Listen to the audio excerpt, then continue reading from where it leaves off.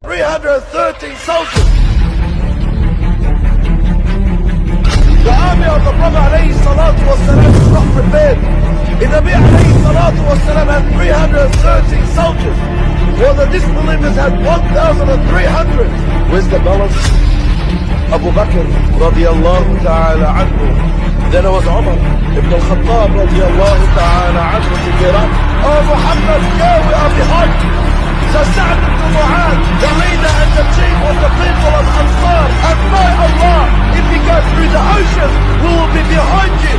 Then the Prophet Muhammad sallallahu alayhi wa sallam comes out of his tent, looks in the heavens, and he says, Allahu Akbar, Jibreel, with wisdom and angels ascending down, this is part of believers.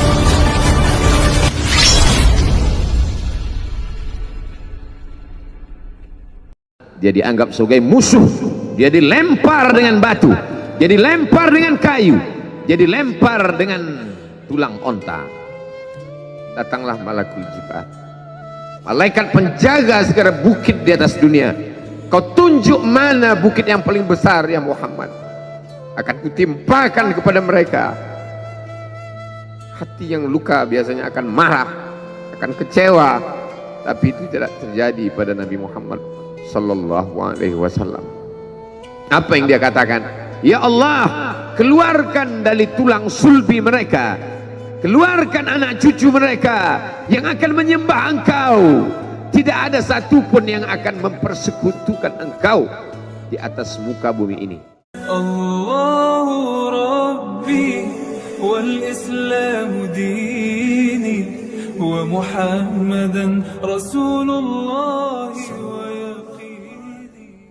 Semua orang senang melihatnya karena dia bersih, karena dia rupawan, karena dia sopan dan santun, karena ayahnya meninggal dan ibunya juga sudah lama meninggalkannya. Orang kasihan melihatnya, maka karena kesenangan hati mereka, mereka sendiri yang memberikan gelar untuknya yang belum pernah mereka berikan kepada orang sebelum dia. Gelar itu bernama Al-Amin, orang yang layak menerima amanah. Amin diambil dari 3 huruf, alif, mim, nun. Dari kata alif, mim, nun muncullah kata amanah. Orang yang mampu menerima amanah disebut Al-Amin. Kita mengatakannya jujur. Lawan daripada amanah adalah khianah, Al-Khain, pengkhianat. Dia tidak berkhianat. Dia adalah seorang yang mampu mengemban amanah dan terpercaya, maka semua orang percaya kepada dia. Dari alif, mim, nun juga akar yang sama dengan iman, akar kata yang sama dengan iman, maka iman berarti percaya. Dia adalah orang yang dipercaya karena memang dia mampu mengemban amanah. Kapan kebencian itu datang?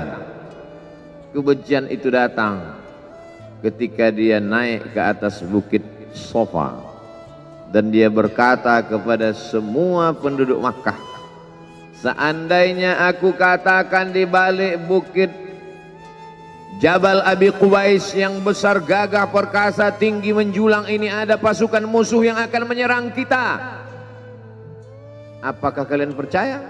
Semua mereka berkata, shadaqnaka, kami percaya karena memang kami menggelar engkau orang yang dapat dipercaya. Seandainya aku katakan bahwa ada pasukan musuh yang akan meluluh lantakkan, menghantam, membunuh kita, apakah kalian percaya? Mereka menjawab, shadaqnaka, kami percaya. Seandainya aku katakan bahwa aku menerima wahyu dari Allah dan aku diperintahkan Allah untuk mengabarkan kepada kalian yang baik-baik akan masuk surga, yang jahat-jahat akan masuk neraka, percayakah kalian? Disitulah perlawanan datang, bukan dari orang lain, bukan dari musuh, bukan dari lawan. Perlawanan itu datang dari saudara kandung, dari ayah kandung yang masih ada hubungan darah. Tabban laka ya Muhammad alihadza jama'tana. Celakalah engkau Muhammad, apakah hanya untuk ini saja kau kumpulkan kami hari ini? Allah membelanya. Langsung Allah membelanya. Dia tidak membela dirinya, tapi Allah mengatakan tabbat yada abi lahabi wa tabba ma aghna anhu maluhu. Hartanya tak ada berguna. Wa ma kasab, hasil usahanya tak mendatangkan manfaat.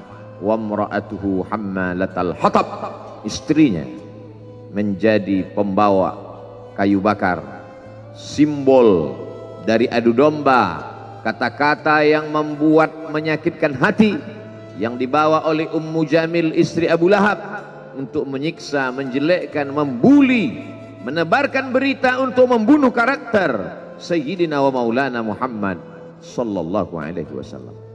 Ini bukti kalau hari ini ada anak muda yang rupawan, yang dermawan, yang disenangi lingkungannya, tidak ada orang yang tersinggung, biasa, karena Nabi Muhammad SAW juga pernah mengalami hal itu.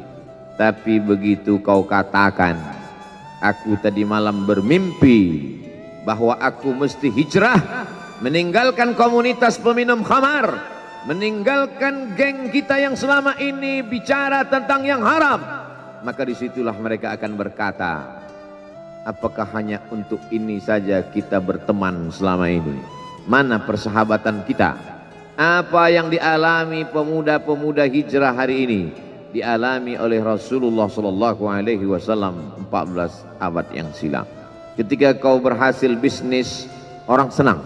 Ketika kau berhasil membina rumah tangga, tidak ada orang yang tersakiti. Ketika anakmu lucu-lucu dan kau berada di tengah mereka, tidak terusik kepentingan mereka, tidak terganggu ekonomi mereka, engkau adalah sahabat, engkau adalah teman setia. Tetapi ketika kau tidak ikut kemauan manusia, disitulah engkau sedang melantik dirimu sendiri menjadi musuh. Maka Allah kuatkan hatimu. Wa in tuti' aktsara man fil ardi, kalau kau ikut kebanyakan orang di atas muka bumi, yudilluka an sabilillah, mereka hanya akan menyesatkan engkau dari jalan Allah subhanahu wa ta'ala. Tapi api itu tidak pernah padam. Kalau dia padam, maka berakhirlah dakwah Islam. Dia terus bergelora, dia terus menyala, dia terus membakar kemunafikan, membakar kemusyrikan, sampai akhirnya embargo pun tiba. Jangan ada yang mau bergabung dengan kelompok Muhammad sallallahu alaihi wasallam. Jangan ada yang mau berkirim makanan, jangan ada yang mau berdagang, jangan ada yang mau menjalin transaksi. Mereka ingin membunuh secara perlahan-lahan. Jangan beli produknya, jangan duduk bersamanya, jangan berteman dengan dia. Kenapa kamu mau berfoto dengan dia? Kenapa kamu mau bergambar dengan dia? Kenapa kamu masih mau mendengar ceramah dia? Adakah orang yang mengalami hal itu hari ini? Adakah ketakutan-ketakutan dari hamba Allah yang mengatakan Allahu Akbar, Allah Maha Besar, tapi takut ditinggalkan kawan, cemas ditinggalkan sahabat?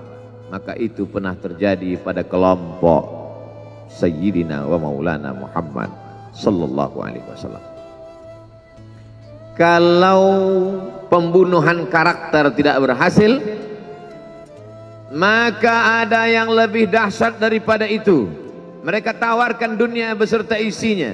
Wallahi, demi Allah wahai paman, demi Allah wahai Abu Talib, law wada'u syamsa fi yamini wal qamara fi yasari, andai mereka letakkan matahari di tangan kananku, bulan di tangan kiriku, ala an atruka hadzal amr, supaya aku tinggalkan dakwah ini, aku tidak akan meninggalkannya.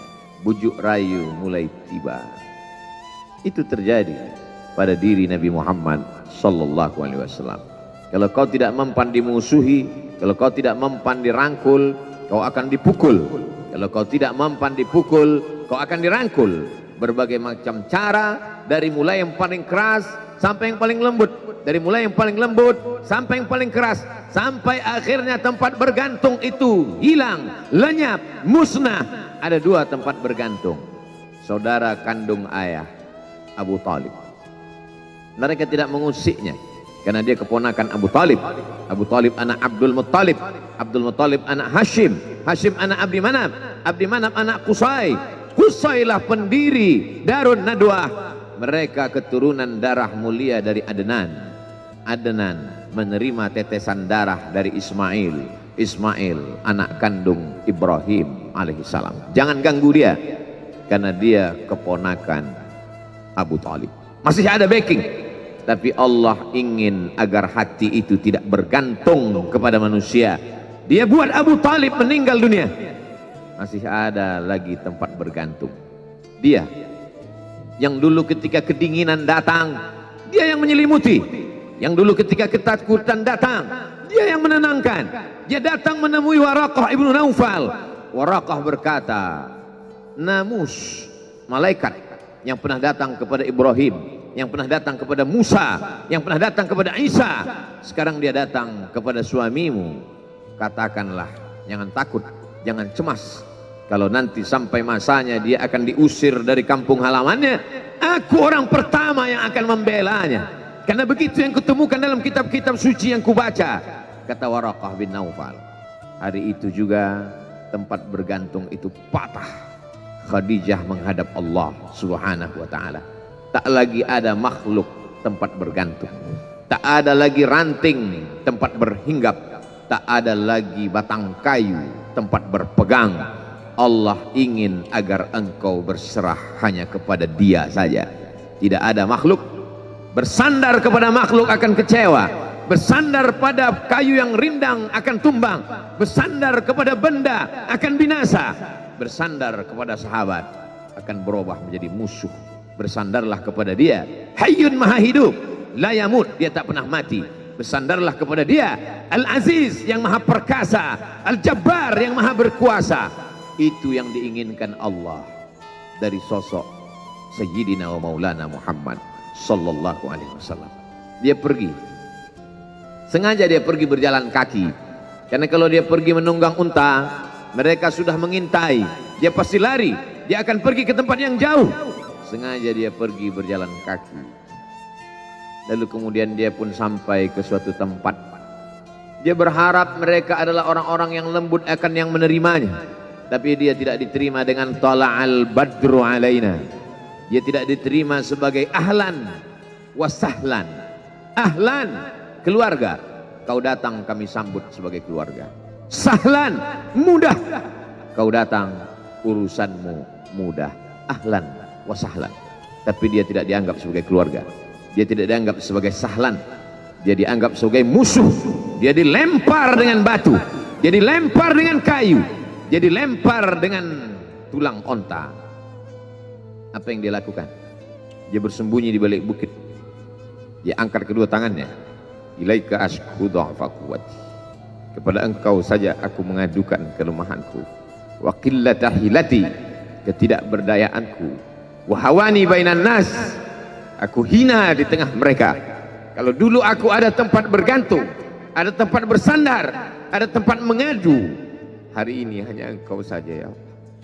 Datanglah malakul jibal, malaikat penjaga segala bukit di atas dunia. Kau tunjuk mana bukit yang paling besar ya Muhammad, akan kutimpakan kepada mereka.